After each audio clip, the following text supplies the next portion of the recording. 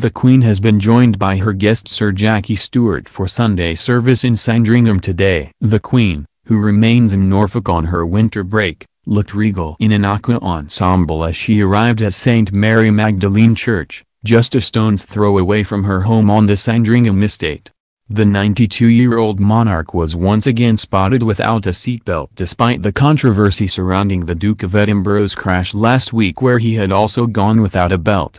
Following the incident, the Queen faced criticism for making a similar journey without wearing one just 48 hours later. Despite remaining vigilant since having been spotted wearing a seatbelt while driving her Range Rover on Friday, she went without as she was chauffeured to the service in a Bentley today. Police have spoken to the Duke after he was pictured driving a new Land Rover alone and without a belt just 48 hours after his crash. She was joined this morning by racing legend Sir Jackie, who is believed to be staying with the royal family in Norfolk, having joined them at a shooting party on Friday. The former F1 racing driver firmly established himself in the royal fold from a young age. He enlisted Princess Anne to write the foreword for his biography, and his wife Helen, who is now battling dementia, is godmother to Zara Tindall, the Queen's granddaughter.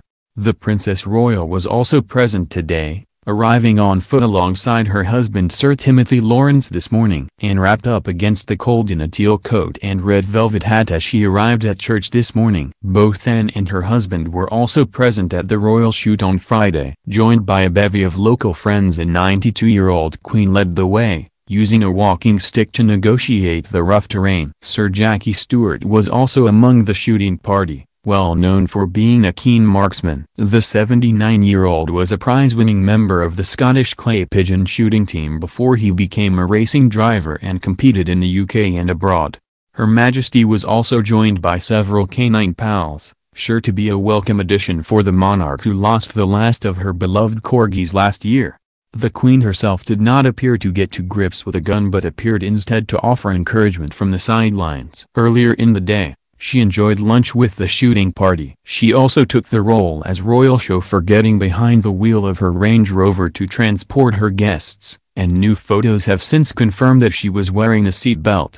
The Queen is now in the final weeks of her time in Norfolk, expected to return to Buckingham Palace in the first week of February. She will mark the 67th anniversary of her accession to the throne on February 6, normally done privately on her Norfolk estate. The longest reigning sovereign in British history became Queen on February 6, 1952 on the death of her father King George VI.